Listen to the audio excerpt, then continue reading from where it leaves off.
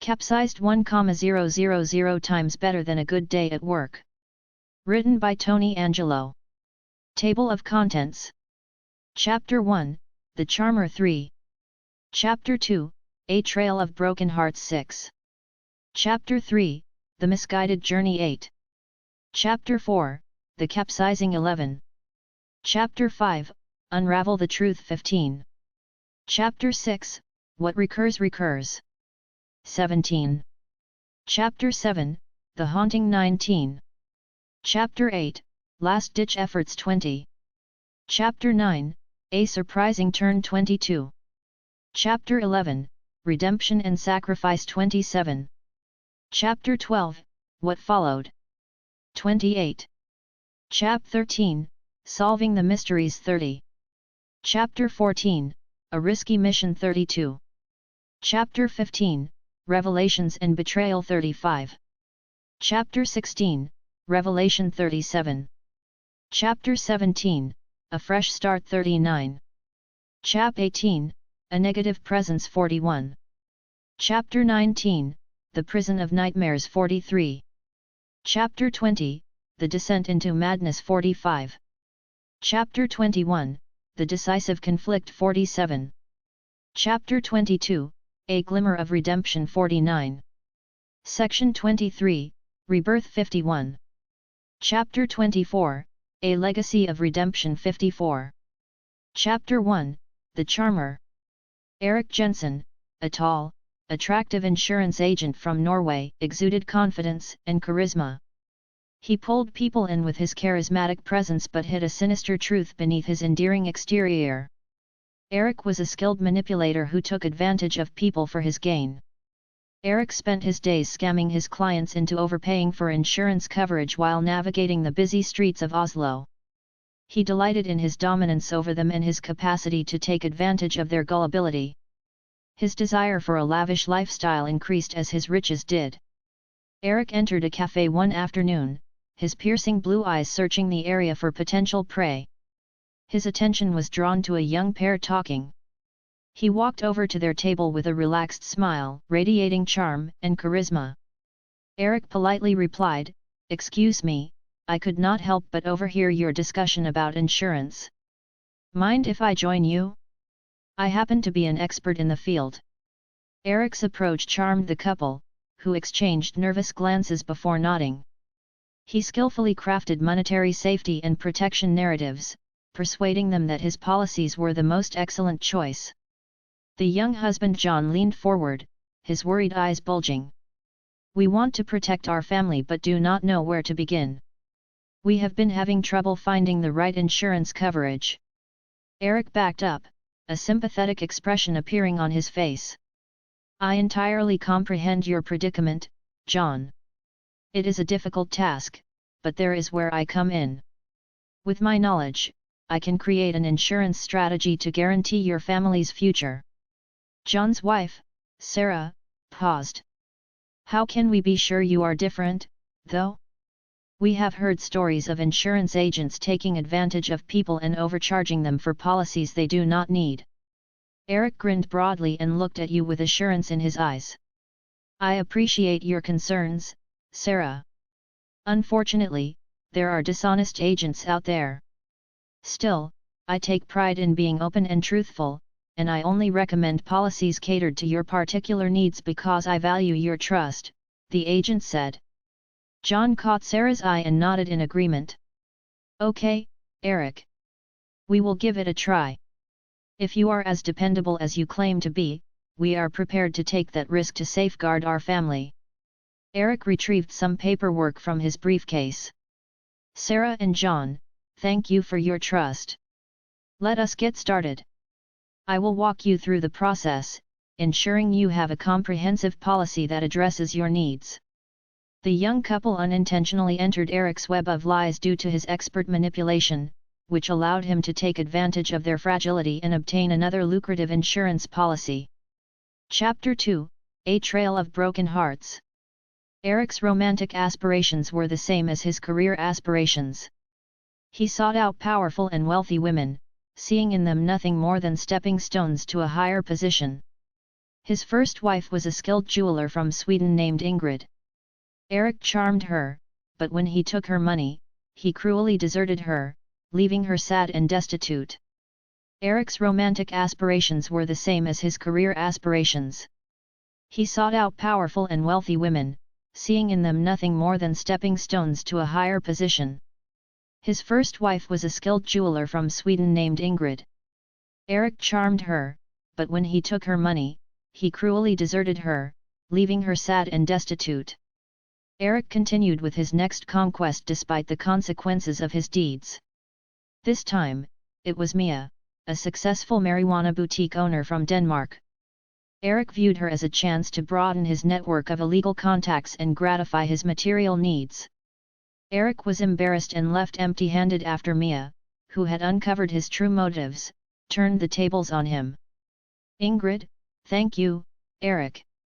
I am glad you like them. But remember, our love should be about more than material possessions. Erik, of course, my dear. You know I adore you for who you are.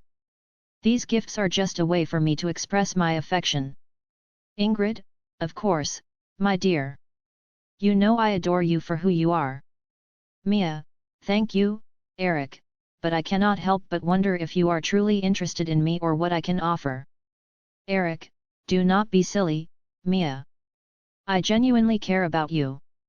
Your success only adds to your allure in my eyes. Erik, Mia, my love, your business is thriving. I am impressed by your entrepreneurial spirit. Erik, Mia, please, let me explain. I did not mean to hurt you. My ambitions just blinded me. Mia, save your excuses, Erik. You will not find any more opportunities with me. Consider yourself exposed and defeated. Erik, Mia, I have discovered your true intentions. You were using me all along.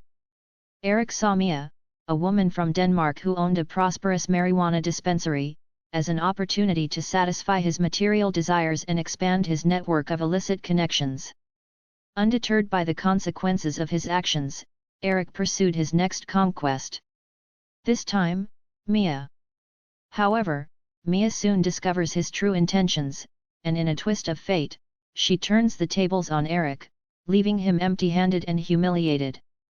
Chapter 3: The Misguided Journey. Lisa was a successful businesswoman from Finland who owned an export company, which Erik saw as his ticket to even more significant financial gains. However, Lisa was no fool. She had heard rumblings of Erik's shady past and was determined not to become his next victim. Erik's insatiable hunger for wealth and power led him to his third marriage, this time to Lisa. Lisa was a successful businesswoman from Finland who owned an export company, which Erik saw as his ticket to even more significant financial gains. However, Lisa was no fool. She had heard rumblings of Erik's shady past and was determined not to become his next victim.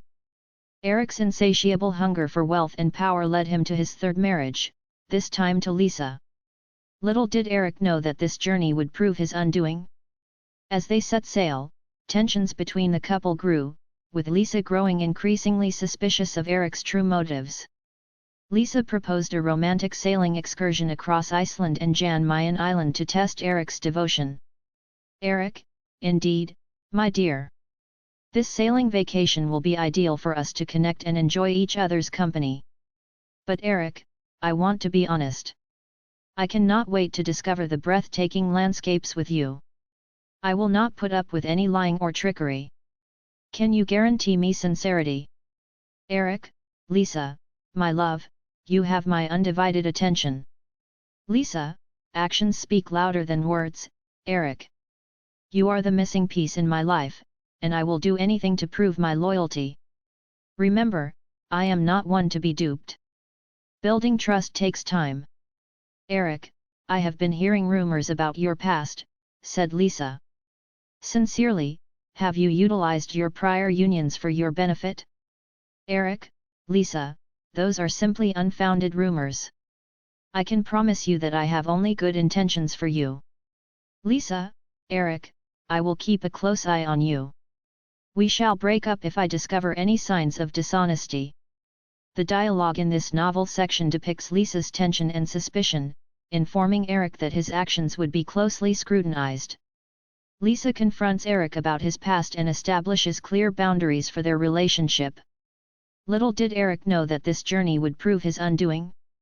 As they set sail, tensions between the couple grew, with Lisa growing increasingly suspicious of Eric's true motives.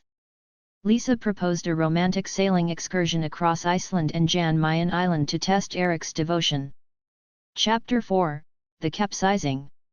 On a stormy night, catastrophe struck when their sailboat inexplicably collapsed. Chaos engulfed the boat as Eric struggled against the ferocious waves, desperately clinging to life.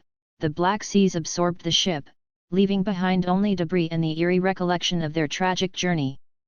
On a stormy night, catastrophe struck when their sailboat inexplicably collapsed.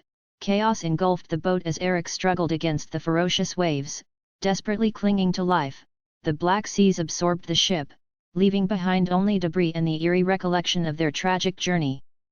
Eric, consumed by grief and guilt, found he at the center of a harrowing investigation as questions swirled around the circumstances of the capsizing, casting a shadow of suspicion over him. His wife was nowhere to be found and was presumed dead, lost to the merciless depths of the ocean. Eric managed to swim to shore, battered and shaken, but she was nowhere to be found. Detective, Mr. Erickson, we must comprehend what occurred on that terrible night. Can you describe the events just before the capsize to us? Eric, it was a substantial storm, and the waves were pounding on us non-stop. Even though I did everything possible to keep us afloat, nature's force was too much. Erickson, some people are raising questions about the accident, the reporter said. Both the timing and the state of the boat are questioned. What are your thoughts? I swear, it was just a terrible accident, said Eric. I would never knowingly damage my wife or endanger our life. The storm was out of our hands. We discovered inconsistencies in the ship's maintenance records, the investigator said. Can you explain why the repairs that were required were not made? Eric, I had faith in the crew members who were experts on the boat. I was unaware of any problems if any existed. I would never intentionally endanger our security. The dialogue depicts the investigator's probing and the reporter's skepticism, placing Eric under extreme scrutiny. In this chapter, the capsizing of the sailboat results in a tragedy that raises questions about Eric's role. On a stormy night, catastrophe struck when their sailboat inexplicably collapsed. Chaos engulfed the boat as Eric struggled against the ferocious waves, desperately clinging to life. The Black Seas absorbed the ship, leaving behind only debris and the eerie recollection of their tragic journey. Eric, consumed by grief and guilt, found he at the center of a harrowing investigation as questions swirled around the circumstances of the capsizing, casting a shadow of suspicion over him. His wife was nowhere to be found and was presumed dead, lost to the merciless depths of the ocean. Eric managed to swim to shore, battered and shaken, but she was nowhere to be found. Detective, Mr. Erickson, we must comprehend what occurred on that terrible night. Can you describe the events just before the capsize to us? Eric, it was a substantial storm, and the waves were pounding on us non-stop. Even though I did everything possible to keep us afloat, nature's force was too much. Erickson, some people are raising questions about the accident, the reporter said. Both the timing and the state of the boat are questioned. What are your thoughts? I swear, it was just a terrible accident, said Eric. I would never knowingly damage my wife or endanger our life. The storm was out of our hands. We discovered inconsistencies in the ship's maintenance records, the investigator said. Can you explain why the repairs that were required were not made? Eric, I had faith in the crew members who were experts on the boat. I was unaware of any problems if any existed. I would never intentionally endanger our security. The dialogue depicts the investigator's probing and the reporter's skepticism, placing Eric under extreme scrutiny. In this chapter, the capsizing of the sailboat results in a tragedy that raises questions about Eric's role. Eric, consumed by grief and guilt, found he at the center of a harrowing investigation as questions swirled around the circumstances of the capsizing, casting a shadow of suspicion over him. His wife was nowhere to be found and was presumed dead, lost to the merciless depths of the ocean. Eric managed to swim to shore, battered and shaken, but she was nowhere to be found. Chapter 5 – Unravel the Truth. After his wife's will was probated, Eric anticipated a sizable inheritance as he grieved her passing. Still, when he came to the lawyer's office, he received a revelation that rocked his world. All he thought he was entitled to was gone. After his wife's will was probated, Eric anticipated a sizable inheritance as he grieved her passing. Still, when he came to the lawyer's office, he received a revelation that rocked his world. All he thought he was entitled to was gone. Unbeknownst to Eric, Lisa and her daughter had discovered his past of dishonesty and hatched a plan to take their vengeance. They had painstakingly planned his demise, leaving him with nothing but the sour taste of his own medicine. Attorney, Mr. I regret to inform you, Erickson, that the will has undergone significant revisions. Eric, changes? Lisa had revised it before her sad death. Why do you say that? Lawyer, it appears that Lisa has tried to protect her assets. I was her husband and her legitimate heir. She designated particular charities as the beneficiaries of her fortune and bequeathed it to her daughter. Eric, this is not possible. My fair share is due to me. For her, I was there. Daughter of Lisa, oh, Eric. Did you honestly believe that you could avoid the repercussions of your actions? We are fully aware of your dishonest past. Eric, you set me up? How could you treat me like this? Lisa's daughter, take this as our retaliation, Eric. As you left others with nothing, you have lost everything. Eric, please, I must be able to do something. Now I have nothing. Lisa's daughter, Erica, it is too late. You misjudged how many individuals you injured. It would help if you directly experienced the consequences of your deeds. The dialogue captures Eric's shock and desperation as he realizes he has lost everything in this story section. Lisa and her daughter reveal their revenge plot, emphasize the power shift, and highlight the character's determination to hold him accountable. Unbeknownst to Eric, Lisa and her daughter had discovered his past of dishonesty and hatched a plan to take their vengeance. They had painstakingly planned his demise, leaving him with nothing but the sour taste of his own medicine. Chapter 6 – What recurs recurs. The individuals he had callously used and discarded had banded against him, leaving him alone and destitute, caught in a web of deceit and betrayal and on the receiving end of the techniques he had previously perfected. Eric's actions' ramifications became apparent as his world crashed around him. The ghosts of his past plagued him at every moment of the day, telling him that what goes around really does come around. The individuals he had callously used and discarded had banded against him, leaving him alone and destitute, caught in a web of deceit and betrayal and on the receiving end of the techniques he had previously perfected. Eric's actions' ramifications became apparent as his world crashed around him. The ghosts of his past plagued him at every moment of the day, telling him that what goes around really does come around. Eric Jensen discovered that his dishonest behavior had finally caught up with him, plunging him into a darkness from which there was no escape in this unsettling tale of mystery and comeuppance. Unidentified man, you believed you could trick everyone, Eric. Eric, who are you? But we were watching, waiting for the right opportunity to strike. What are you expecting from me? Unidentified figure, we are the ones you broke and threw away. It is now our chance to rock your world. Eric, please, I humbly beg your pardon. A voice from the past, mercy. I never intended to cause you such grief. When you destroyed our lives, you showed no mercy. It is time to deal with the repercussions right now. Eric, I apologize. I am. Vengeful voice, sorry will not erase the lives you damaged. If only I could go back in time and undo the harm I have done. Eric, you caused this for yourself. This is your coming to account. Eric Jensen discovered that his dishonest behavior had finally caught up with him in this spooky tale of mystery and punishment, driving him into a darkness from which there was no escape. Chapter 7, The Haunting. Strange happenings tormented Eric's every moment as if his former wife's ghosts sought retribution from beyond the grave. After losing everything, Eric was a shattered man, haunted by his past acts and the lingering presence of his former wives. The boundaries between reality and the paranormal began to blur, and Eric sank into madness. Late at night, Eric would hear whispers in the empty halls of his once opulent mansion, shadows danced in the corners of his vision, and he would catch glimpses of ghostly figures resembling his former wives. Chapter 8, Last-Ditch Efforts. Eric's infatuation with the paranormal overtook him, driving him to insanity as he searched for relief from the supernatural torture in the depths of the occult, delving into old manuscripts in search of forbidden knowledge and a method to appease the vengeful spirits.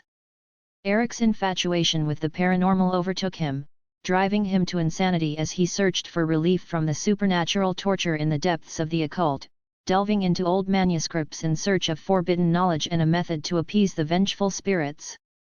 Eric, driven by desperation and a glimmer of hope, decided to take matters into his own hands.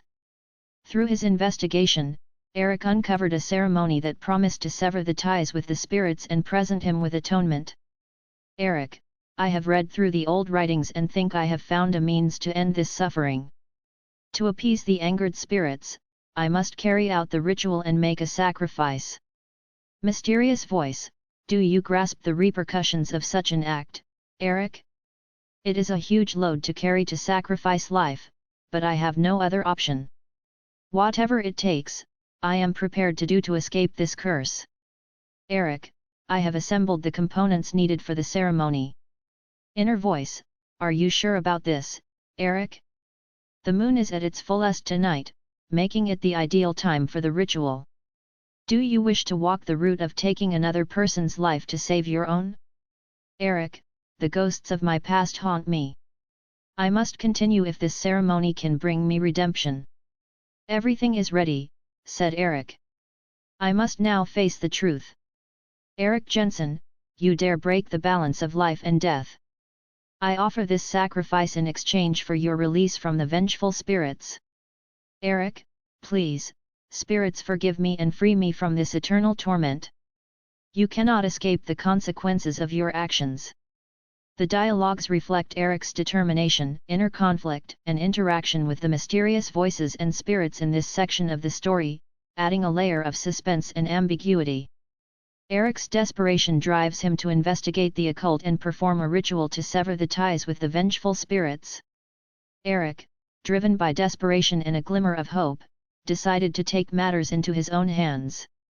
Through his investigation, Eric uncovered a ceremony that promised to sever the ties with the spirits and present him with atonement. Chapter 9, A Surprising Turn. A strange woman named Astrid, who claimed to be a paranormal investigator and had been watching Eric's activities and the spiritual disturbances around him, showed up at his door as Eric prepared for the ritual. Intrigued by the case, Astrid offered her assistance and warned Eric of the dire consequences of how he intended to perform. A strange woman named Astrid, who claimed to be a paranormal investigator and had been watching Eric's activities and the spiritual disturbances around him, showed up at his door as Eric prepared for the ritual. Intrigued by the case, Astrid offered her assistance and warned Eric of the dire consequences of his intended practice.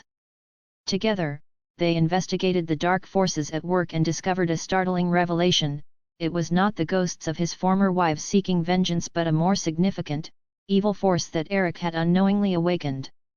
Eric reluctantly allowed Astrid into his world, hoping she held the key to his salvation. Eric, I have been keeping an eye on the spiritual disturbances around you, Astrid said. Eric, who are you? You are in danger, and the ritual you propose to carry out will only make matters worse. How are you aware of the way? I am Astrid, a researcher in the paranormal. I have witnessed the results of ceremonies similar to this gone wrong. I can assure you that you should not go this route. But I need to be rid of these tortured spirits, said Eric. Astrid, Eric, what you are dealing with is significantly more complicated than you understand. I cannot take their presence any longer. These ghosts are not looking for retaliation. They are just pieces in a much bigger, malicious game. Eric, there is darkness all around you, Astrid.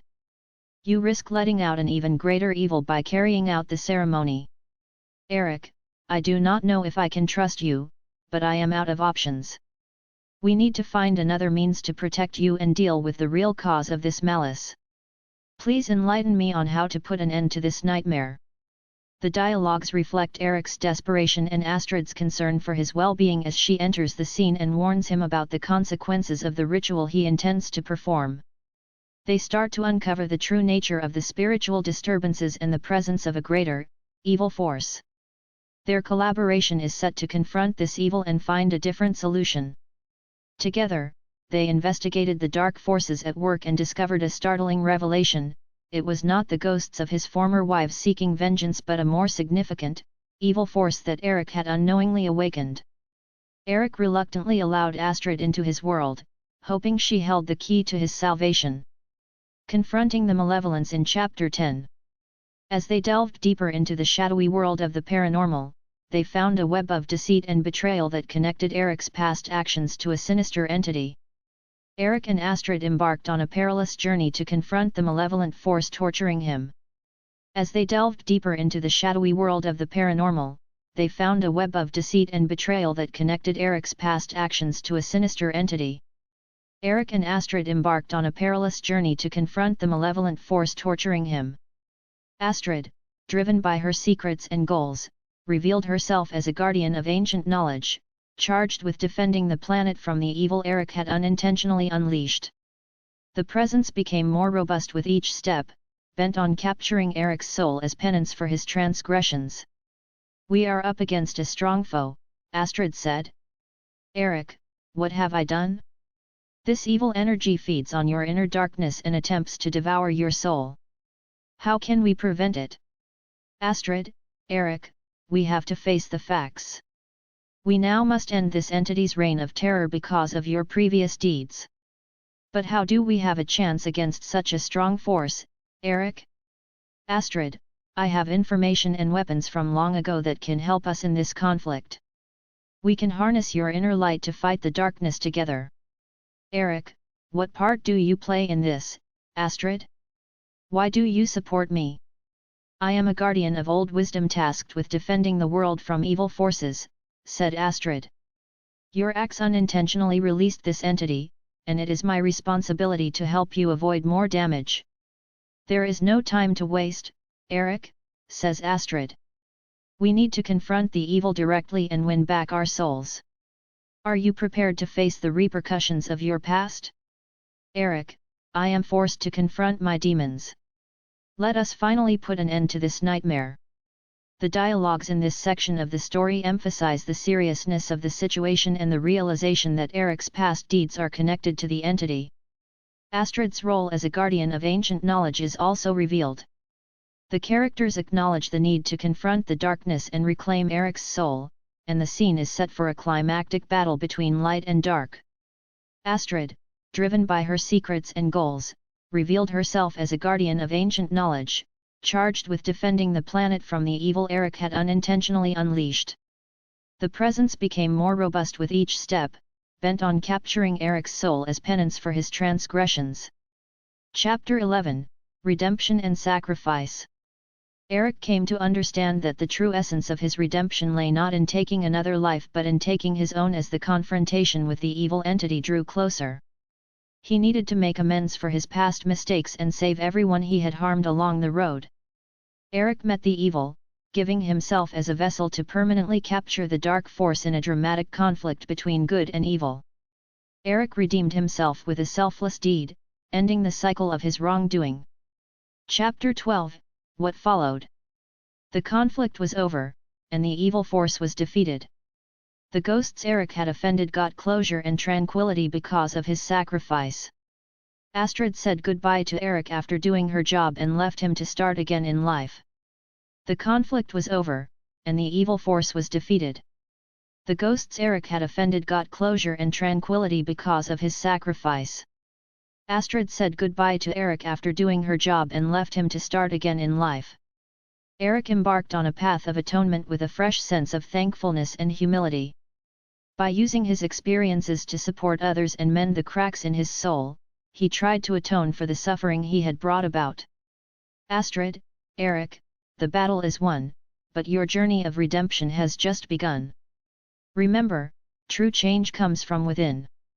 Eric, Astrid, I cannot thank you enough for guiding me through this darkness. Your wisdom and strength have been invaluable. Astrid, that is the path of true redemption, Eric. Let your actions speak louder than your words, and may your journey be filled with healing and growth. Eric, I must find a way to honor my shattered life. I will dedicate myself to helping others, using my past experiences as a catalyst for positive change. Astrid, it takes courage to confront one's demons, Eric. Remember, redemption is a lifelong journey. Be patient and kind to yourself along the way. Eric, I carry the weight of my past actions, but I refuse to be defined by them. I will face my darkness and take responsibility for the pain I have caused. Eric, as I rebuild my life, I will work to be a lighthouse of understanding and hope, and I will use my experiences to help others find their paths to redemption. Astrid, may your journey be a testament to the efficacy of forgiveness and redemption. Eric embarked on a path of atonement with a fresh sense of thankfulness and humility. By using his experiences to support others and mend the cracks in his soul, he tried to atone for the suffering he had brought about. Eric discovered that facing inner darkness and accepting responsibility for one's acts is the only way to find true atonement and forgiveness. He was burdened by his past and irrevocably altered by the atrocities he had unleashed, but he was also resolved to pursue a life of atonement and atone for the lives he had destroyed. Chapter 13, Solving the Mysteries. Eric became caught in a web of mystery concerning the disappearance of his fourth wife, the lady who was thought to have perished in the capsizing tragedy, as he started on his path of redemption. He looked into the details of that terrible night because he was haunted by unanswered questions and wanted to know the truth. Eric's investigation leads him to several discrepancies in the official accounts. The fact that his wife's body was never found raised questions about whether or not she was still alive. He discovered more to the narrative than he had initially thought, which gave him a spark of optimism. Eric, my wife's body was never found, could it be that she survived somehow? Detective, Mr. Jensen, we conducted a thorough investigation at the time, and all evidence pointed to her tragic demise. But if you have any leads, we will certainly look into them. Friend, Eric, be cautious. You are opening old wounds and diving into dangerous territory. But if there is a chance she is still out there, I support you. Eric, I cannot shake this feeling that there is more to the story. I need to find the truth, not only for my peace of mind but also for her sake. Eric, there are too many unanswered questions, and I will not stop until I find the truth. I refuse to accept that she is gone without concrete evidence. Investigator, it will not be an easy journey, Mr. Jensen, but if you are willing to dig deeper and face the consequences, we will join you in this pursuit of the truth. Mysterious stranger, be careful what you seek, Eric. The truth may be more painful than you can imagine. But if you are prepared for what lies ahead, I will lend you my assistance. Eric, I have come too far to turn back now. I owe it to her and myself to uncover the truth, no matter the cost. The language in this section of the novel shows Eric's commitment to learning the truth about what happened to his wife before she vanished. He notices discrepancies despite the official reports and would only accept her passing with hard proof. Friends, investigators, and a mysterious stranger warn him about the risks of his quest, yet they all pledge their support and help. Eric is ready to delve more into the enigma as he seeks resolution and is motivated by a glimpse of optimism. Chapter 14, A Risky Mission. Eric searched the darkest nooks of the Icelandic and Jan Mayen Islands to locate his lost wife. He cobbled together bits of knowledge and followed cryptic hints that brought him closer to the startling truth. He came across several people along the route, and each had a secret related to the mystery surrounding his wife's abduction. As Eric dug deeper, he understood that his wife's disappearance was not merely an accident but rather the result of a well-thought-out scheme. He became involved in a plot that went beyond his wrongdoings, with more enormous stakes and a secret goal he could not have predicted. Eric, who knew my wife's disappearance would lead me into dangerous territory? Every step I take unravels another layer of this puzzle. Mysterious informant, you are just scratching the surface, Eric. There are powerful forces at play, and they will not hesitate to silence anyone who gets too close. Eric, I cannot trust anyone. Everyone seems to have their agenda, their secrets. But I will not stop until I find the truth and return my wife. Mysterious stranger, choose your allies wisely, Eric, for not everyone is who they claim to be. Eric, I cannot trust anyone. Everyone seems to have their agenda, their secrets. Conspiracy insider, you are treading dangerous waters, Eric. The truth has a price, and those who hold it will do anything to protect their secrets. Are you willing to pay that price? Eric, the more I discover, the more I realize this goes beyond my misdeeds. There is a sinister plot, and my wife is at the heart of it. Eric, what did she stumble upon? What dark secrets were hidden from us? Secretive figure, you are getting closer to the truth, Eric, but are warned, some doors are better left unopened. Once you cross that threshold, there is no turning back. Eric, I never imagined that my wife's disappearance was part of something much more significant. What did she stumble upon? The exchanges in this section of the story emphasize Eric's understanding that his wife's disappearance was a component of a broader scheme. He comes across enigmatic sources, a wary stranger, and a conspiracy expert who cautions him about his dangerous route. Eric struggles with trust and knowing that there are strong forces at work. As Eric's search for the truth grows more intense, drawing him further into a web of deceit and covert intentions, the dialogues heighten the suspense and intrigue. Chapter 15, Revelations and Betrayal. Eric began to see that the individuals he believed he could trust had failed him as he got closer to the truth. He learned that his ex-wives Ingrid, Mia, and Lisa were not passive participants in a plot but rather were actively involved. They had planned their disappearances to reveal Eric's true nature and restore their lives and dignity. Each wife had devised her strategy, using her cunning, her resources, and the knowledge she had gained about Eric's crimes to plot their disappearances in a way that would allow authorities to bring him to justice. They had banded together to oppose him, had recognized his deceit and manipulation, and had carefully prepared their retaliation. Ingrid, you underestimated us, Eric. We were not just pawns in your game. We played you all along, waiting for the perfect moment to strike back. Eric, how could I have been so blind? They were one step ahead of me all along. My wives, the ones I thought I could trust, were part of this grand scheme.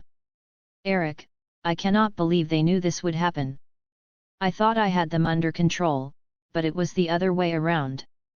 They used my tactics against me. Mia, you thought you were the master manipulator, Eric, but we were the ones pulling the strings. We saw through your facade, and now it is time for you to face the consequences. Lisa, we may have been fooled by you once, Eric, but we learned from our mistakes. We gathered the evidence, we sought justice, and now it is time for you to pay. Eric, they were not victims but architects of their disappearances. Each had her own plan, meticulously crafted to expose and bring me down. Ingrid, you may have broken us, Eric, but we found strength in our shared experiences. We stood up against you, united, to reclaim our lives and expose your true nature. I never expected that they would combine against me, that they would see through my lies and manipulation. The dialogue in this section of the novel emphasizes Eric's knowledge of his wives' treachery and their complicity in planning their disappearances as a part of a larger plot. While his ex-wives affirm their agency and explain their motivations for wanting retribution, Eric expresses shock and disbelief at their wit and ingenuity. The conversations highlight the power shift in the couple's dynamic and deepen the plot's themes of deceit, betrayal, and the fight for justice. Chapter 16, Revelation. In a dramatic confrontation, Eric ultimately confronted his fourth wife, the one he had thought was dead. She came out as the mastermind of the whole scheme, wanting retribution for her and the other women Eric had mistreated. She said they had planned the capsize meticulously, knowing that Eric's innate sense of survival would bring him to land. All this was done to expose him and ensure he paid for his actions. She used the inheritance as bait to lure him into a trap and take advantage of him when he would be most open to being taken advantage of. Fourth wife, deception was necessary, Eric. As you deceived us, we planned everything meticulously, knowing you would fall right into our trap. Eric, you. Were you alive all this time? How could you deceive me like this? Fourth wife, it was worth it, Eric. You needed to face the consequences of your actions, and we needed to regain our lives. We could not let you continue your destructive path. Eric, I cannot believe you arranged all of this. You wanted justice, but were it worth all the agony and suffering? Fourth wife, it was worth it, Eric. Fourth wife, you were always underestimating us, Eric. We may have appeared weak and vulnerable, but we were stronger than you could imagine. We had to break free from your grasp. Eric, I never thought you could have such cunning and manipulation. You played me like a puppet, and I fell right into your hands. Fourth wife, yes, it was the ideal lure. We wanted you at your most vulnerable, stripped of everything you believed you were entitled to. It was the only way to ensure you faced the truth. Eric, you used the inheritance as bait. You knew I would come for it, did not you? The discussions in this section of the novel portray Eric's confrontation with his fourth wife, who shows her to be the plot's mastermind. While his wife describes the goals of their strategy, Eric expresses shock and disbelief at her trick. The spouse's intention to reveal Eric's true nature and their strategic planning are both shown in the discussions, which emphasize the themes of justice and retribution. Chapter 17, A Fresh Start. Eric had to confront the repercussions of his past and the knowledge that he would always be responsible for the suffering he had caused as the complete truth came to light. He had been revealed as the cunning person he was, and the riddle had been solved. Fourth wife, it is time you accepted the truth, Eric. You cannot undo what you have done but choose how you move forward. Eric, I cannot run from this anymore. The truth is out, and I must face the consequences of my actions. Astrid, taking responsibility is the first step towards redemption, Eric. It will not be an easy journey, but it is necessary. Eric, I will turn myself into the authorities. I am ready to face the legal repercussions. The fourth wife, forgiveness starts with acknowledging the pain you have caused and genuinely striving to change. It will not be easy, but it is possible. Eric, I do not expect forgiveness from anyone, but I need to find a way to forgive myself. Astrid, amends can be made through actions, not just words. Show the world that you are truly committed to change. Eric, I want to make amends, to right the wrongs I have committed. Fourth wife, true redemption lies in confronting the darkness within ourselves and using that knowledge to create a brighter future. Eric, I will never be able to escape my past, but I can learn from it and become a better person. Eric's acceptance of his fate and will take responsibility for his misdeeds are depicted in this final section of the story's dialogue. The talks also strongly emphasize the need to accept responsibility and ask for forgiveness and the notion of redemption. Eric's willingness to come forward and his desire to atone for his actions demonstrate his progress and his realization that fundamental transformation necessitates facing one's past and striving toward a better future. Chap 18, A Negative Presence. Eric believed his adventure had ended with his admission and submission. He had no idea that his deeds had aroused an evil force waiting in the shadows for the right time to exact its vengeance. Eric started having unusual experiences when he was sequestered in a prison cell. The atmosphere became ominous as whispers resounded through the hallways. Dark beings with eyes of an unfathomable intensity appeared in the corners of his cell. It soon became clear that the evil entity he had encountered on his path to atonement had followed him and was out to get him. Malevolent presence, oh, Eric, you thought your confession would absolve you? But your actions have consequences far beyond what you could imagine. Eric, what? What is happening? This cannot be real. I thought I had faced the consequences. Malevolent presence, I am the darkness you awakened, the embodiment of the pain and suffering you inflicted upon others. And now, I have come to collect what is rightfully mine. Eric, who are you, and what do you want from me? Eric, redemption? It is too late for that, Eric. You had your chance, and now it is time to pay for the sins of your past. Malevolent presence, redemption? It is too late for that, Eric. You learned from your mistakes, and please, give me a chance at redemption. Malevolent presence, spare you? There is no escaping your fate. The only way to appease the darkness is to offer your soul eternal torment. Eric, there must be something I can do. Please, spare me. Eric, I will not let you take me. I will fight against you at all costs. Malevolent presence, oh, Eric, your resistance is futile. You cannot outrun the darkness that dwells within you. It will consume you, body and soul. Eric, I will not let you take me. I will fight against you, no matter the cost. In this twist, the dialogues introduce the evil force Eric's activities have awakened. Eric is taunted by the presence, emphasizing the adverse effects of his earlier decisions and the shadows following him. Eric begs for forgiveness and a second opportunity, but the evil entity rejects him and is adamant about taking Eric's soul. Eric's stubborn posture and resolve to fight back add to the tension as they try to defeat the evil power. Chapter 19, The Prison of Nightmares. As Eric was imprisoned in a place of constant dread, his nights became a living nightmare. He had no solace in sleep since his sufferings were perverted into horrifying images that reminded him of his past transgressions. Tormented by the faces of individuals he had harmed, he discovered himself replaying every instance of manipulation, deceit, and betrayal. Sleep, Eric. Sleep and witness the consequences of your actions. Let the nightmares seep into your soul, said an evil presence. Eric, I cannot bear to relive those moments repeatedly. Leave me alone. Eric's suffering is just starting since your past wrongdoings have paved the way to your personal hell, said an evil presence. Eric, I am not going to give in to your torture, I am going to find a way out of this nightmare. You underestimate the power of your guilt, Eric. It festers within you, nourishing me, strengthening me with each passing moment, the evil presence said. Eric, I will face my past, ask for forgiveness, and make amends. I will not let you win. Do you think you can escape the consequences of your actions?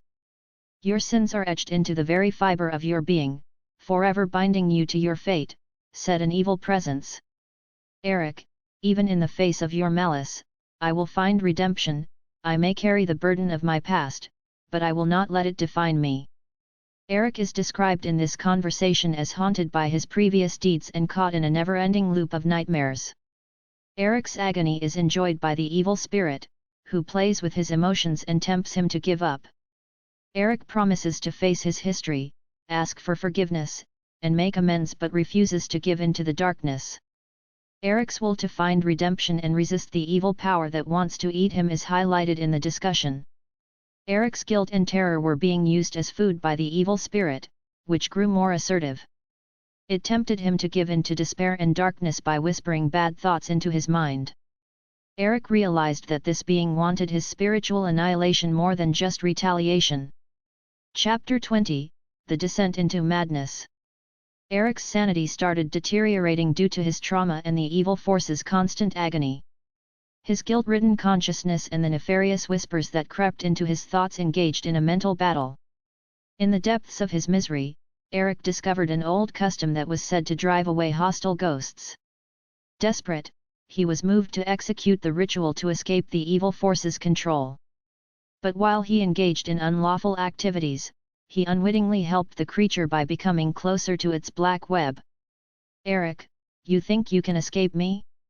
Your attempts are futile. Embrace your guilt, for it is your true essence, an evil whisper said. Eric, no. I will not let you control me, and I will figure out how to end this torture. Oh, Eric, how naive. Your desperation closes your eyes to the truth. The ritual you seek only strengthens my hold on your soul, an evil whisper said. There must be a way to find peace and repair the harm I have done, Eric, so do not bother trying to convince me otherwise. Peace? Redemption? Those are mere illusions, Eric. Embrace your darkness, for that is all that awaits you, a malevolent whisper said. Eric, there must be a way to atone for my sins, to find forgiveness. I refuse to accept that. Foolish mortal. Your attempts at redemption only feed my power. Embrace your guilt, for it is your eternal companion, a malevolent whisper said. In this conversation, Eric's desperation drives him to look for an old-fashioned ritual to move the evil energy away. The creature, however, manipulates him, sowing doubt and highlighting the pointlessness of his attempts. Eric is adamant about finding a way to escape the suffering and find forgiveness despite the vicious rumors. The conversation depicts the internal conflict between Eric's wish for mercy and the evil force's tenacious efforts to imprison him in darkness. Chapter 21, The Decisive Conflict. The evil force manifested naturally as Eric prepared to carry out the ritual, a hideous and twisted representation of his most heinous thoughts and acts. It came from the shadows, choking Eric with its foul breath as it rained horrors on him. Eric struggled with every last bit of strength in fighting for his soul. Refusing to give up on the thing's evil, he challenged it. A magical force caused the room to tremble, and the ceremony became a titanic conflict between good and evil. Evil entity, Eric, you cannot escape me. I am the fruit of your sins, manifesting your darkest nightmares. Embrace the darkness. Eric, no. I will not submit to you, I have admitted my faults and will fight for atonement. Redemption? There is no redemption for one as tainted as you. Your soul is mine to devour, the evil being said. Eric, you underrate the strength of regret and the human spirit, but I will not let you consume me. The room trembles as Eric summons his inner fortitude and resists the evil energy. Eric, I may have done some terrible things, but I am determined to make amends. I will find the light within me and banish you from my existence. Malevolent entity, your resistance is pointless, Eric, you are nothing more than a speck of insignificance. Eric summons all his remaining strength and attacks the evil force head-on with a burst of resolve. Eric, the power of forgiveness and redemption will triumph. I will no longer allow you to determine my future. My past does not define me. As Eric's bravery and willpower defeat the evil force, the chamber fills with brilliant light. The conversation shows Eric's steadfast resolve to pursue salvation and his refusal to surrender to evil as they fight one another in an epic struggle. Eric summons his inner strength and resists the entity's insults, and attempts to crush his spirit by firmly believing in the efficacy of regret and the possibility of forgiveness. The conversation depicts Eric's tremendous struggle with the evil force, highlighting the resolve's potential for transformation. Chapter 22, A Glimmer of Redemption. Eric had a moment of clarity amidst the confusion and understood that only from within could true atonement occur. Recognizing the suffering he had inflicted on others, he accepted his sorrow and remorse. He summoned the courage to confront the evil presence head-on with a wave of newly discovered resolve. Eric called up what was left of his humanity and unleashed a flood of repentance, sweeping the evil energy aside with a wave of self-forgiveness and sincere regret. Eric felt a sense of serenity come over him as the thing vanished, and he realized that he had finally achieved salvation. Eric, I realize now that asking for forgiveness and acknowledging my transgressions are the first steps toward true redemption. I will no longer allow you to define me. Evil entity, I will never allow you to find redemption. You cannot escape the consequences of your actions. Eric, I acknowledge the hurt I have caused and am ready to face the consequences. But I will no longer be consumed by guilt and darkness. I am not seeking redemption to evade consequences, but to make amends and find peace within myself. As Eric confronts the evil spirit, his voice gets louder as he transforms his regret into a potent force. Eric, I will use my experiences to help others and prevent the cycle of manipulation and deceit. I am sorry for the pain I have caused, for the lives I have shattered. Evil entity, you are destined for a lifetime of suffering, your words mean nothing. Eric, no. I will end this cycle of evil and pave the way to redemption. I will beg for pardon and put forth great effort to undo the harm I have caused. I will not be defined by my past but by the steps I take now. The evil force's hold on Eric decreases as his repentance grows stronger. Eric, I forgive myself and promise to live a life of kindness, truth, and redemption. I release my guilt and self-deception and embrace the light within me. The evil force dissipates, leaving Eric's heart filled with peace and renewed purpose. Eric's interaction illustrates his understanding that repentance and a sincere desire to change are necessary for redemption. Unwavering to discover inner peace and atone for his wrongdoing, he confronts the evil entity. The conversation emphasizes his readiness to accept responsibility while stressing his determination to end the vicious cycle and live a life characterized by compassion and honesty. Section 23, Rebirth. Eric emerged a different man out of the darkness once the evil force was defeated. He had faced the horrors of his history and his inner demons. Although the hardships he had gone through had left scars on him, he had discovered a spark of self-repentance. Eric made it his life's work to make up for his transgressions. He shared his knowledge of the effects of selfishness and the perils of manipulation with others. He tried apologizing by being kind to others and expressing sincere regret for his earlier conduct. Eric transformed into a representation of transformation and optimism as he restored his life. He served as a reminder that, even under the most challenging circumstances, those who face their demons and work to improve them might find redemption. Eric, I stand before you today as someone who has walked the path of darkness, but I refuse to let that define me. I am here to share my story and offer hope to those who have felt the weight of their mistakes. Eric was speaking at a community meeting. However, given what you have done, how can we trust you now? Eric, I appreciate your skepticism, and I do not expect you to believe in me unthinkingly, but I am committed to making amends, not just with words, but through my actions. I am here to listen, support, and learn from all of you. What can we do to avoid repeating the same patterns of lying and manipulation? Asks another audience member. Eric, we must cultivate empathy and understanding, hold ourselves accountable for our actions, and recognize the signs of manipulation in ourselves and others. We can break the cycle through education, open dialogue, and acts of genuine kindness. How do you find the strength to continue on this path of redemption? Asked a community member. I draw strength from the knowledge that my journey can inspire others. Each act of kindness, each step toward making amends, brings me closer to the person I strive to be. It is a lifelong commitment that is worth it, says Eric. It is not always easy. There are days when the weight of my past feels overwhelming. Eric's speech demonstrates his dedication to leveraging his past as a force for progress. While he emphasizes his commitment to making atonement through his deeds, he acknowledges others' reservations. He provides his support and expresses his openness to learn from their experiences while urging the community to be watchful of manipulation. Eric's statements emphasize the value of cognizance, empathy, and individual responsibility in halting the cycle of harm and developing a road to redemption. Chapter 24, A Legacy of Redemption. Eric's path of atonement ended after the curse was lifted.